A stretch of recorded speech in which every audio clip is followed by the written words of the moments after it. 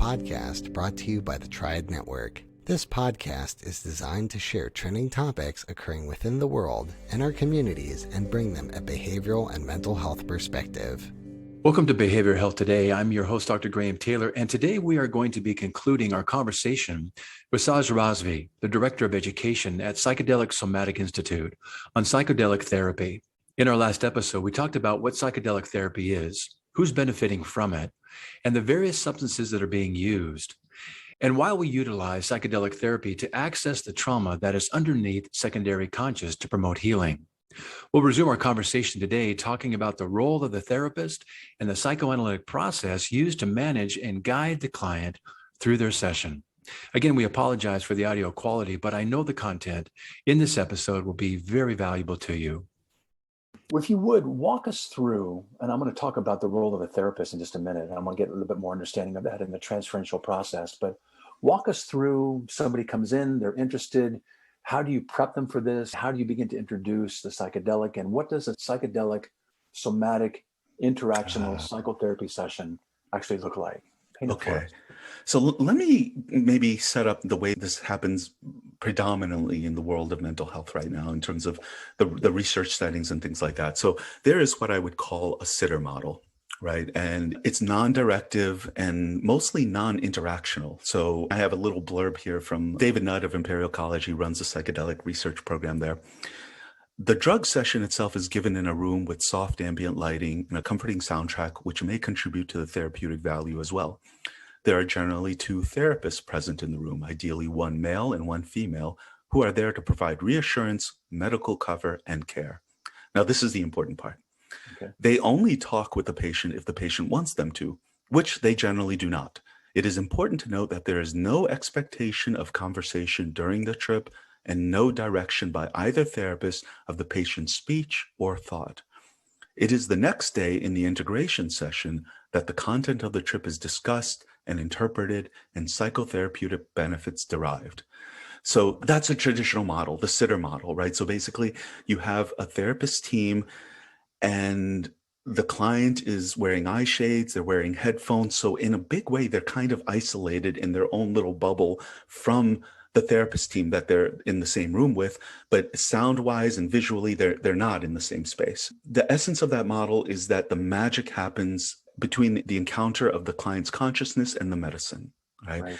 And maybe if the client gets really scared or something, they may say, hold my hand. But for the most part, the therapist is quiet. They're sitting in kind of a meditative stance through the entire thing, right? They're not even talking to the client mostly.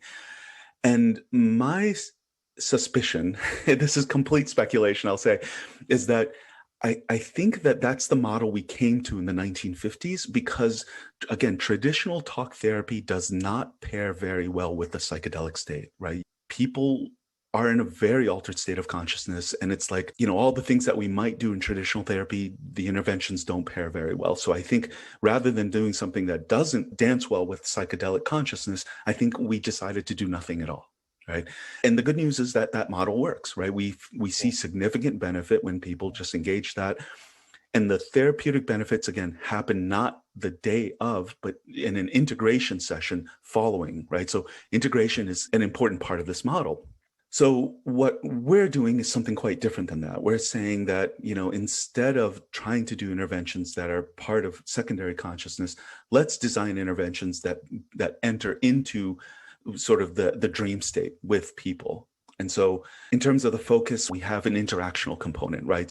If a client doesn't have interaction in their session, typically they will tend to have a transpersonal experience.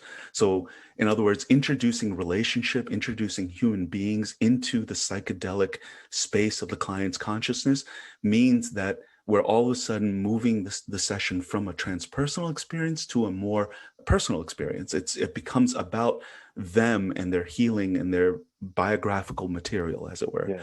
And the basis of this is that most of the reasons why people enter into therapy is because of wounding that they've experienced in relationship, right?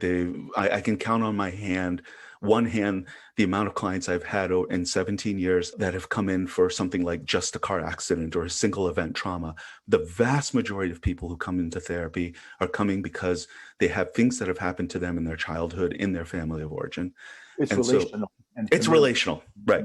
Material, absolutely. It's highly relational. And so our sense is that if you're going to need relational interventions to heal relational wounding, right? Yeah. You can't do it without that. So that's the interactional component. We're saying therapists be a player in the psychedelic reality of the client. And very typically that leads to negative transference coming out and being projected onto the therapist, which we can touch on here because that's a wild, powerful process. The somatic component is also essential to the model that we've developed because, again, your cognition, your insight, that connecting the dots, your understanding is all secondary consciousness features and processes. So instead of going there, we're having people move much more towards their felt sense, their emotional reality, their proprioception, their interoception, basically what their gut feels like, what their nervous system is doing. And we find that with that focus, we can kick off these homeostatic processes that we call waves. Yes, that's brilliant. Yeah. In the videos that I've watched, and you're talking about the somatic piece of this, I'm impressed also, like you're just teeing us up here with, is the role of the therapist in this. And I'm impressed with that psychoanalytic kind of psychodynamic transference piece in this process and its profound impact on those that are going through that relational or familial component of this. Let me ask a quick question. Yeah. I watched a video, and folks that are listening, you can go on Saj's site that we're going to be giving you information about at the end of our time today and watch these videos. They are powerful videos, and you see this process unfolding in such a beautiful manner. Sometimes it appears a little scary, but it's controlled, it's managed, it's actually quite loving as you watch, the therapist kind of help the person through it. I had a question in one of the videos. Both of the faces are kind of hard to see, they're kind of blacked out. Are you the therapist that's working with a gentleman that kind of ends up in your lap or is kind of pushing against you? You had the negative father transference. And yeah, that's me. Mm-hmm. Man, you were brilliant in that. Truly, it's phenomenal, because what you're talking about in your writings is that there's this charged interactions, and the patient's going to kind of hand you a relational role. Yeah. You might have some idea, but they're going to hand you that role and what they need you to be in that process. And then right then, that projection, it's active and it is alive, and you can see it in these videos. What I'm watching you do in that video is that you're not correcting, you're not rejecting, you're not trying to give him a corrective experience or talk him out of it. Instead, you're allowing him just to be in it and explore the details of it and let him respond, because that's his truth. And then watching to see what happens in that processing of their truth and what they work through in a resolution-based way, in a correcting way that changes how he gets to hold and see that. Brilliant work in that. Yeah, thank you, Graham. I think what you're describing, boy, there's so many things to say about that, but I think what you're describing is that there are two main processes that we look for in a session, right? So one is what you've already pointed to, the corrective, right? So one of the things that the client in that video that you're pointing to says about themselves is that they feel disgusting. Right. And so most of our impulses as therapists is to sort of provide a corrective and say, no, you're not disgusting, or no, I don't experience you that way. And so my sense of corrective is a little different than that. So on the one hand, I do not want to argue with the client's reality at all, right? Because again, if it lives in there, we want it to emerge more. We want it to engage it. And so I would say something like, even though you're disgusting, I am right here with you. Yes. Yeah. Even though all these bad things are happening, we're in this together, right? So we're having this real joining thing that happens there, where we're insisting on relationship no matter where the client goes in their process. Right? You're helping the patient in that moment do the within work, but you also move it into the between work. He tells you in his video that you're going to get bored with me. Yeah. So we're not looking to solve anything. We're just insisting on relationship. And And so there's an idea that I think many of your listeners might be familiar with, is this idea of a window of tolerance, meaning that typically we try to keep the client from becoming too activated or too hypoactivated, which is, not too much arousal, not too much dissociation or numbing. And so the problem with that model, I think, is that trauma lives in the extremes. Trauma lives in the activation. It lives in the dissociation. So what we're suggesting is, no, go there, but take me with you. Right. So you're welcome to dissociate. You're welcome to go completely numb, but tell me about the numbness. Tell me about, everything that you're feeling right now. Walk me in that world with you. Right. So that's one side of it. That's the corrective. Now, the other side is what I would say is supporting the wave. And you'll notice in that video that I do a bunch of those relational correctives and to sort of build that foundation. And then at some point we turn and then begin to say to the client that, he'll say to me, because he's dealing with sort of an attachment with his father and some level of neglect. And he'll say things to me like, he thinks that I'm bored. He thinks that I don't have time for him in the session. And so I'll agree with him, right? I'll say, yeah, I'm bored. Now come back to your experience. Come back to what it's like to be you right now. And so what we find is when we step into that negative transferential role that his system is begging to hand me, right? His system is just saying, please be this for me. Please be my dad who rejected me, right? And once we become that in the session, then you'll see that autonomic wave just turn on in a much bigger way, which you do in that video. So yeah, the basics of this is the idea that whenever somebody has a traumatic event that takes place in their family of origin, their event memory system that's recording this experience records the entire scene of the crime, meaning that, they've internalized the dad that wasn't there for them. They've internalized their position in it.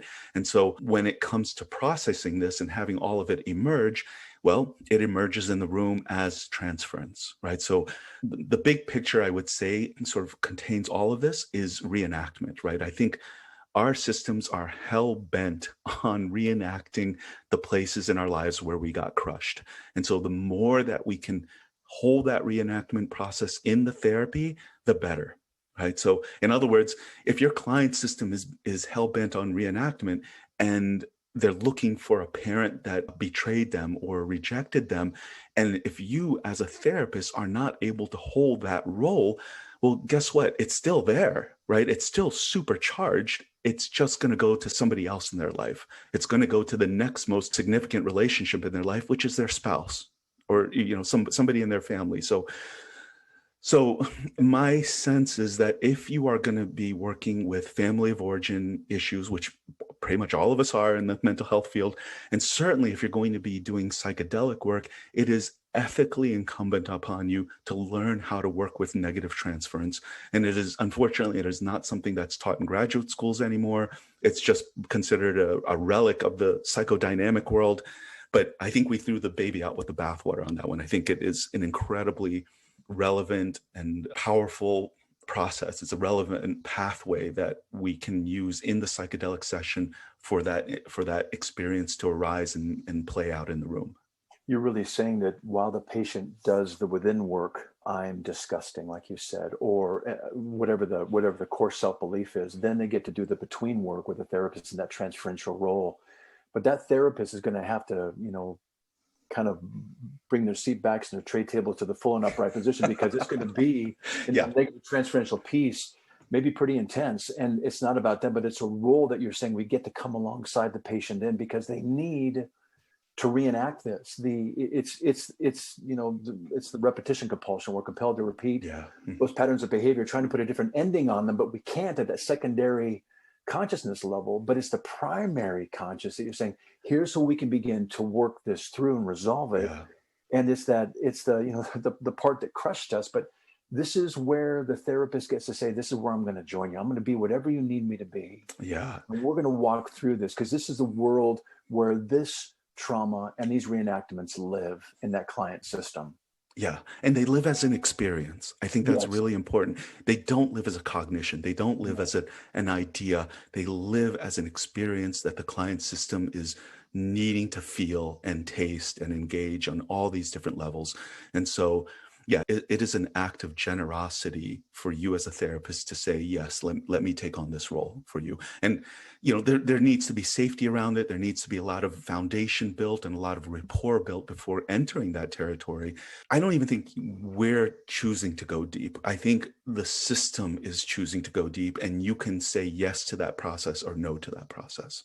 I think that's a question that maybe a lot of folks might have, and I did initially, to be honest with you. If we think back in the 60s and 70s and the bad trips people went on, and we're even using that phrase right now, trips. But our association with trips is people getting high on mushrooms, people getting high on acid, and these really bad psychedelic trips that people are so afraid of. And sadly, it might have a little bit of that stereotype. But what you're saying here is that the healing process that takes place within the psychedelic trip suggests that the body will, on its own, access the good path, not a destructive one, but a good path, suggesting that the body doesn't want to hold on to trauma. In fact, it wants to heal. And then once that secondary process is bypassed and the primary conscience accessed with the therapist's role in that transferential piece, it directs us down the right path to heal. Yeah. The client system is conducting this, is orchestrating this with an intelligence that is profound. I mean, this is not something that I, as a therapist, even with all the theoretical understandings and the maps and strategies that I might bring to the table, it's not something that I, as a therapist, nor the client's ego, their secondary consciousness will put together. It's coming from a much deeper place. We'll be right back after word from our sponsor. Are you preparing for a licensure exam in psychology, social work, marriage and family therapy, counseling, or behavioral analysis? AATBS is here to help. We have been supporting behavioral and mental health students to prepare for their licensure exams for more than 45 years, working with over 1 million students to succeed on test day and move on to the next step in their career. With products ranging from comprehensive courses to quiz banks and delivered live online, self-study online, and in print, AATBS has test prep solutions that meet every student's needs and learning styles. Visit us today at aatbs.com. That's aatbs.com, and use promo code BHT15 to save 15% off your next purchase.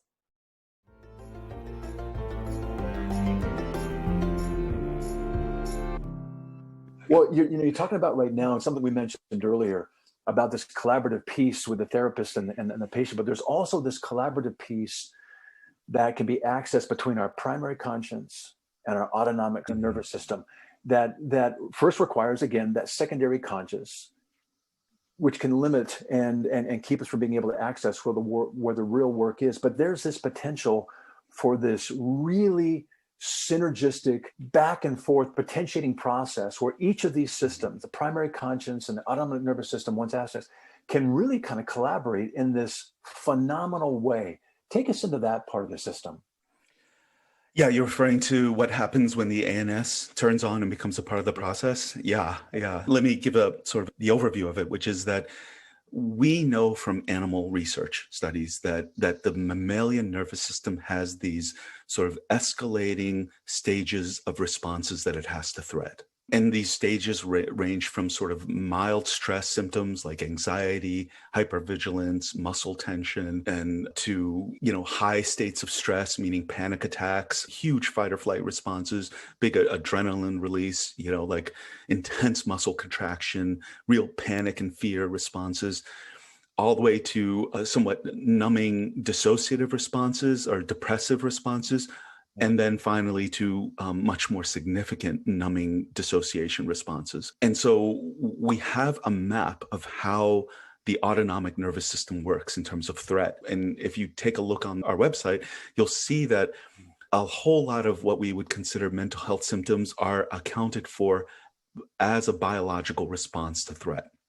And so when we enter primary consciousness through the use of a psychedelic, we find that nervous system response is much more accessible to people, right? So normally the body, the nervous system does not want to maintain itself in a traumatized state, right? Especially if we're not in threat, if we're out of danger, the nervous system wants to move back to a calm, relaxed position. And it can't do that for a variety of reasons that I won't go into here. But when you introduce psychedelics to the picture, we find the fluidity, the accessibility to that nervous system response becomes much more available to us. And that happens on pretty much any psychedelic. That happens with cannabis, it happens with MDMA, it happens with psilocybin, it happens with ketamine, right? So that's kind of a sort of a very basic biological response that we have. And so we articulated a tiered system of how we think that people, particularly with mental health concerns, should enter the psychedelic sphere, right? So the first tier is what I would call the realm of the body. It's the biological compromise that's part of the autonomic nervous system. So basically, if you've had assaults in your life, if you've had experiences that led you to have to dissociate during them, which the vast majority of us walking around have had those things. Right. The first tier is saying, let's address that. Well, let's address the compromise that you have in your nervous system. If you enter into an intimate relationship and your system just flat out dissociates because, intimacy equals danger in your world, then that's something to address at the level of the nervous system, right? It's not something to address at the level of insight or awareness. It's like, no, let's just go to the dissociation that got created here. So that's the first tier, right? It's designed to work with the events that have created overwhelm and trauma in a person's life. The second tier is much deeper than that. The second tier works with the identity that got created in response to those events, right? So in other words, if you had, if you've had neglect or abandonment as a child, your consciousness formed a sense of the world, right? You formed a sense of reality that you think is real, that you think is rock solid. Yes. And this is so implicit. This is so ingrained in us that we have no ability to access it through secondary consciousness. It's just reality, right? But what we find is that people who are operating, who have done the tier 1 work, their systems naturally move to tier 2, which is disassembling that sense of reality and that sense of self that got constructed, and then reassembling a much more stable, healthier configuration from the bottom up, right? So, and again, this is not an orchestrated thing that we can do. It's just something that your system and its extraordinary intelligence conducts on its own with a lot of support. Yes. Right. So tier 1 deals with the events that create trauma in a person's life. Tier 2 deals with the person, the identity, the sense of the world that got constructed from those events. And then finally, tier 3 is what most of us are familiar with when we think of psychedelic therapy, which is, the ceremonial work, the people going to Peru and having big ayahuasca transpersonal medicine experiences. And unfortunately, I think there's a little dark side here, which is that people typically want these big transpersonal experiences because they're suffering, because they have these, developmental trauma issues. And so oftentimes I think what happens is they experience relief when they transcend their ego, but that ends up being a bypass. So we find that many people just need to keep going to the well of the transpersonal because the transpersonal doesn't care about your trauma, right? The transpersonal, it's not concerned about, your individuality is the least interesting in the transpersonal world. And so we're suggesting, stay with the tier 1 until your system moves to tier 2 and then, jump into tier 3. Got it. That's really helpful. Yeah. I love this idea that we can track this and watch the whole process organically evolve on its own. Yeah. In a way where you're saying when we bring this primary consciousness and the ANS is activated, there's this resolution being possible here. And you're saying they kind of ping off of each other. They potentiate one another. They accelerate, as we said earlier, taking someone to their trauma where we get to trust, along again with that therapist's role in this. This is where the healing begins to take place. And this is where the resolution begins to occur. Yeah. And let me ask a quick question. Yeah. How many psychedelic trips might one do to work through an issue? And how long does a typical trip maybe last in that session? How many and how long? Okay, let's do how long, because that's the easier answer here, which is, working with cannabis or ketamine, we always schedule out 2-hour sessions simply because, those medicines are shorter acting. Most people will come out of the psychedelic phase, hour and a half, hour and 45 minutes into it. Okay. And then they can spend the last 15 minutes, 20 minutes or so doing some integration work around what happened. Right. Okay. And I'm suggesting integration is important, but in this model, it's secondary, right? So the main brunt of the work, the heavy lifting, happens during the psychedelic experience and the interactions. One of a phrase that I realize I haven't used in this conversation, Graham, that I typically do when teaching, is that we find that the autonomic nervous system, the body, is a preferential pathway for the psychedelic to take. So basically, once somebody has discovered this nervous system response in their system, then we can introduce a psychedelic and it will almost always take that nervous system pathway. So what I mean there is, you can take a psychedelic and spend, 2 hours or 6 hours talking about what you're experiencing, right? And the insights and everything that are coming. I think that's, to some degree, that's missing the real gift of what the psychedelic is offering, right? So in other words, instead of talking about it, you can feel your way through everything that's happening. You can feel your way into hopelessness and, depression and basically all the symptoms that your system is working with. Normally you're trying to avoid. The psychedelic will take you right there. And I watched you in that video, you just that, and we were talking, this kind of references, does the body take the good path or could it go down a bad path? And what you're saying right here is it takes the healthy, corrective, resolution-based path. It knows to do that. Yeah. And what I watched in your video was that the body is very much engaged in what it feels like to feel disgusting. Yeah. What it feels like to feel afraid that you're going to get bored and leave as his, projected father. It really stays in that state, doesn't it? It really does, yeah. And the beauty of this is we're not directing it. As the clinicians here, I'm not telling anybody that, okay, now feel hopelessness, now feel this, now feel that. We're just setting the container, and whatever emerges in it, we will join with the client in that experience. Yeah. So it's their system taking them to these very difficult places inside of them. But back to your question here, the sessions are always 2 hours long when we're working with those medicines. When I'm working in Amsterdam with psilocybin, then the sessions are longer. They're at a minimum 4 hours, 4 to 6 hours typically. And now in terms of the arc of treatment, now this is an interesting piece here, right? So I will tell people that the rule of thumb is depending on what they're bringing to the table. So if they've had a stable childhood, if they have good, decent attachment, if they trusted and felt safe with their family and their parents, and intimacy was a good thing for them, then when they were 20 years old, something gnarly happened to them, then I would say it's a very few sessions, right, that we're looking at. And in fact, that person probably wouldn't end up in therapy with us in the first place. Like, that's the type of person that, they have a sense of goodness about the world and themselves to bounce back upon, and they find their feet again with it. For the most part, we see the person that, they did not have stability in childhood. They did not have, secure attachment with their parents. So that is definitely a much longer arc, because we're dealing with trauma there. We're dealing with, developmental processes that turn on. We did a pilot study with combat veterans, and it was a 12-session protocol. And remember, each session is 2 hours. And so typically around session, 2, 3, 4, that's when people really fell apart. Right. And let me be clear. Let me be so clear on this point that psychedelic therapy is always destabilizing if it's done well. Right. So in other words, the medicine, the therapy is going to all the coping mechanisms that you've developed over the years to deal with your life. It's taking that apart. And so you get to see and feel this wound in a much more direct way. And even though that's a difficult experience, it's necessary to heal from. That's what takes you to your trauma. You have to destabilize, trusting the larger process involved. Yeah.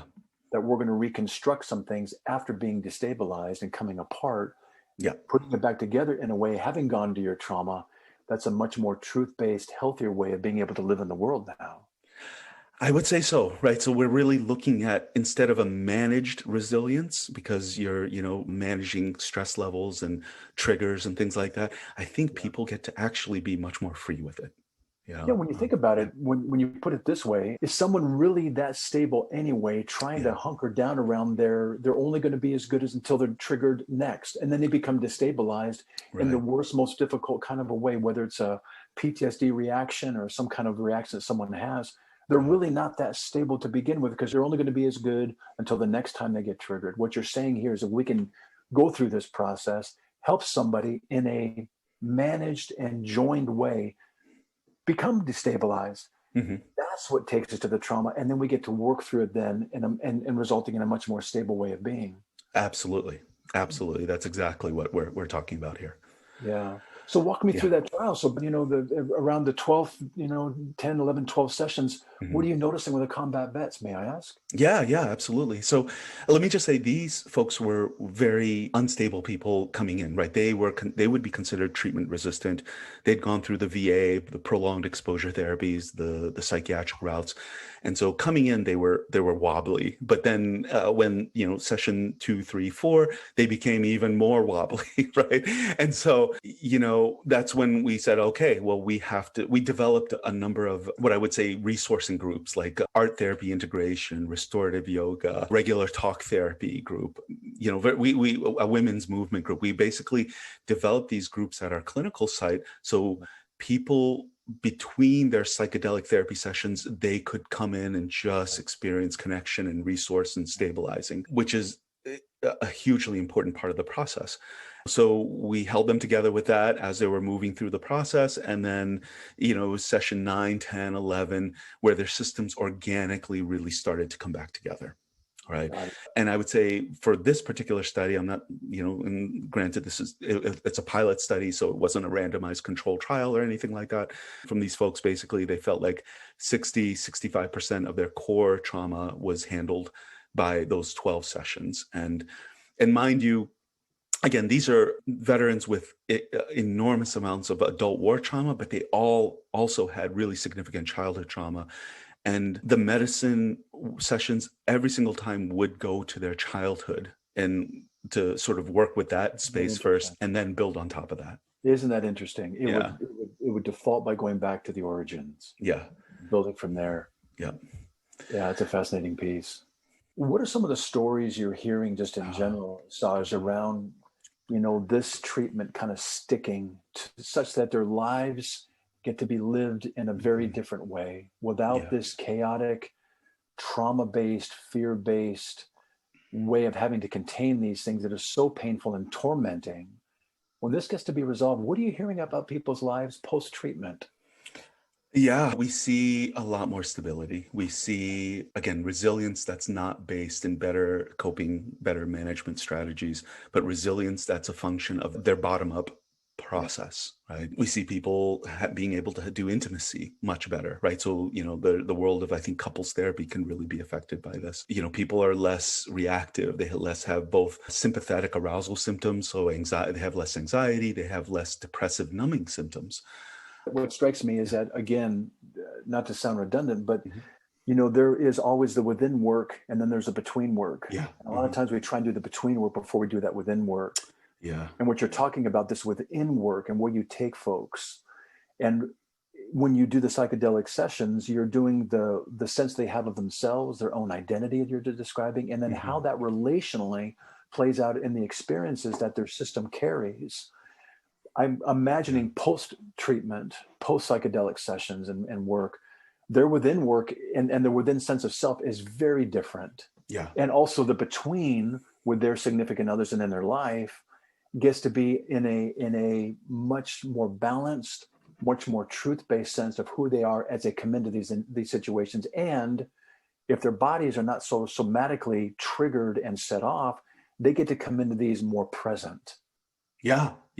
I think that's a huge piece that, one way we talk about it is, there's there's present moment reality, and then there's the world of event memory, which we're all carrying around with us. So all the traumas that we have, your memory of 9/11, for example, the fact that you can remember where you were when 9/11 happened, that's your particular sort of event memory around a cultural trauma that we have.